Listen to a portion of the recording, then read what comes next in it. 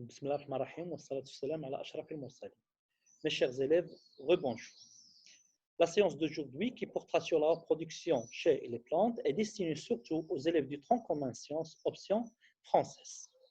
Dans la vidéo précédente, et en étudiant la reproduction chez les plantes à fleurs et surtout chez les angiospermes, on a vu ensemble, à travers la première activité, l'organisation et l'anatomie d'une fleur. On a vu ensemble que cette fleur est formée de deux types d'appareils. Un appareil de protection composé à la fois par les sépales et les pétales et un appareil de reproduction qui est formé par les étamines et le pistil. À présent, à travers cette deuxième activité, on va voir ensemble les organes reproducteurs chez les angiospermes ainsi que les différentes étapes de formation, que ce soit des grains de pollen ou bien du sac embryonnaire. Mais avant de commencer, je tiens à vous rappeler des différents types de fleurs. Il existe en réalité deux types de fleurs. Des fleurs dites unisexuées qui comportent soit l'appareil reproducteur mâle, soit l'appareil reproducteur femelle, et des fleurs dites bisexuées ou hermaphrodites qui portent à la fois les organes reproducteurs mâles et femelles. Commençons tout d'abord par l'appareil reproducteur mâle. Cet appareil est appelé l'étamine et qui est formé par un filet plus un antère. À maturité, l'antère va libérer des grains de pollen, ce qui suggère que les grains de pollen vont se former au niveau de l'antère. Donc la question qui se pose, quelles sont les différentes étapes de formation de ces grains de pollen? Donc comme vous voyez dans cette figure, on a ici l'étamine et qui représente l'appareil reproducteur mâle. Si on fait une coupe transversale au niveau de l'antère, on va voir qu'il est formé par 4 sacs polliniques. Chaque sac pollinique renferme une cellule mère à deuxième chromosome, dite microspore, et cette cellule mère va subir une méiose pour donner naissance à 4 microspores à un chromosome. Chaque microspore, à son tour, va subir une mitose pour donner naissance à un grain de pollen. Donc, si je résume, je peux dire que la cellule mère à deuxième chromosome subit une méiose pour donner naissance à 4 microspores à un chromosome. Chaque microspore subit à son tour une mitose pour donner naissance à un grain de pollen. Ce grain de pollen est formé par deux types de cellules, une petite cellule dite génératrice qui se trouve logée à l'intérieur d'une grande cellule dite cellule végétative. En réalité, dans la nature, il existe différents types de grains de pollen qui sont visibles surtout par au microscope. Ces différents types de grains de pollen diffèrent selon la nature et le type de la plante. Mais en général, un grain de pollen est formé, comme on a dit, de deux types de cellules. Une cellule génératrice de petite taille qui se trouve à l'intérieur d'une grande cellule dite cellule végétative.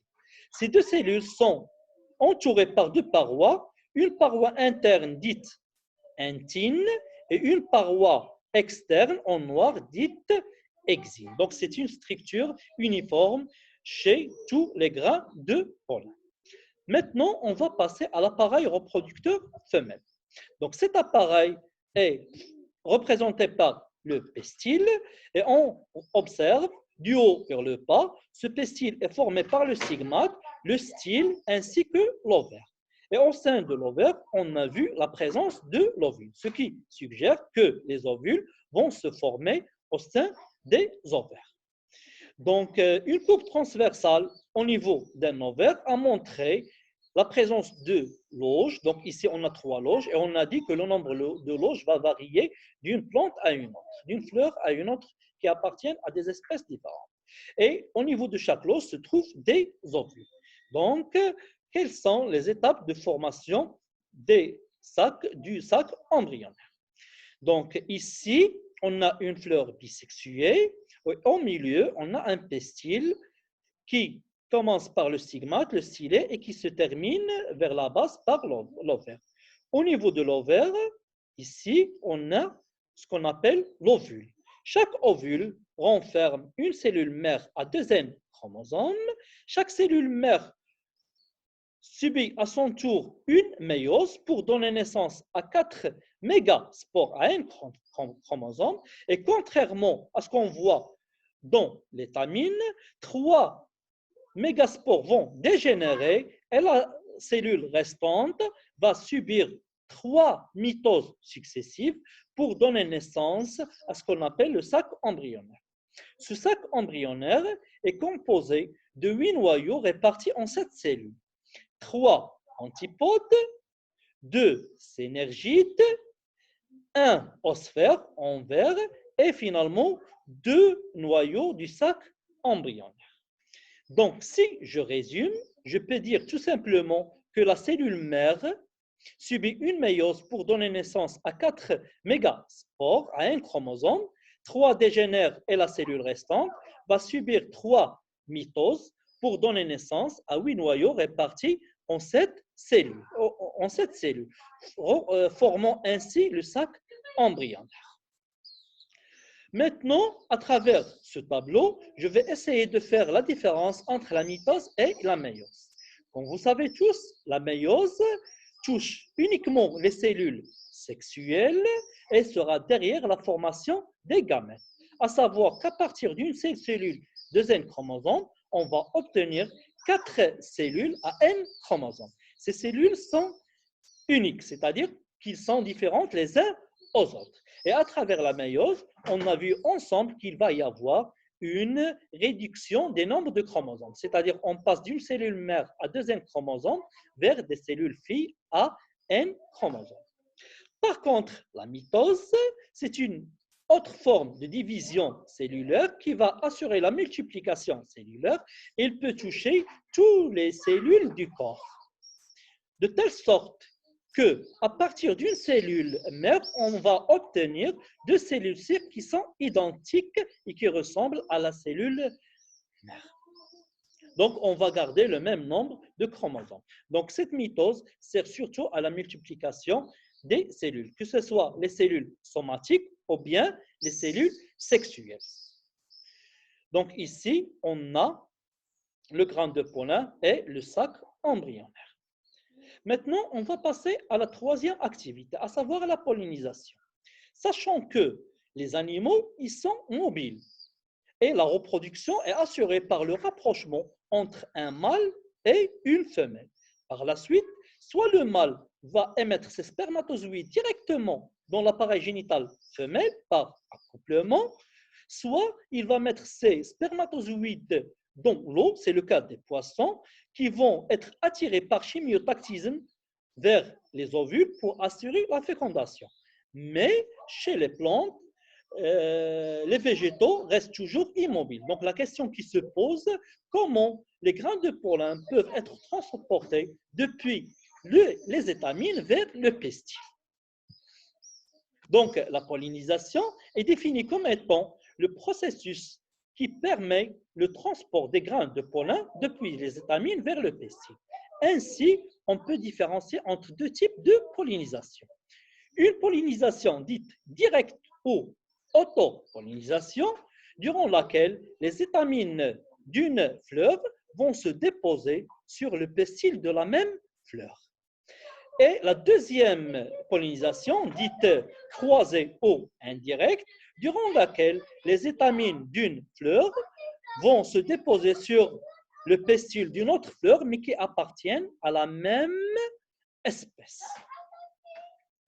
Le premier cas est assuré lorsque les étamines et le pistil atteignent la maturation en même temps et les étamines, normalement, ont une taille supérieure à celle des pistils.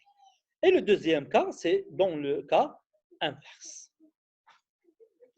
Sachant que 80% des plantes à fleurs sont pollinisées par les insectes. Mais la question qui se pose, pourquoi les insectes boutinent pendant le printemps sur les fleurs? Et qu'est-ce qu'ils cherchent en plus? Donc la réponse, elle est très simple. Ils cherchent de la nourriture, à savoir que les pollens et les nectars produits par les fleurs, ils sont sucrés. En plus, ils sont attirés par le parfum et les pétales qui sont colorés. Et à leur passage, leurs corps vont être recouverts par les grains de pollen et ils vont assurer leur transport d'une fleur à une autre. Maintenant, si on veut résumer cette activité, on peut dire que les étamines représentent l'appareil reproducteur mâle et qui contiennent des anthères. Au niveau des anthères, on a repéré la présence de 4 sacs polliniques. Dans chaque sac pollinique se trouve une cellule mère qui va subir à la fois une méiose suivie par une mitose pour donner naissance à des grains de pollen. De même, dans le pistil, on a opéré la présence des ovaires à la base. Chaque ovaire contient des loges et chaque loge referme des ovules. Et au niveau des ovules, on trouve des cellules mères qui subissent une méiose qui donne 4 mégaspores, 3 dégénèrent et la cellule restante va subir une mitose pour donner naissance à un sac embryonnaire. À la fin, les grains de pollen vont être transportés par les animaux et surtout les insectes et déposés sur le pistil afin d'assurer la fécondation.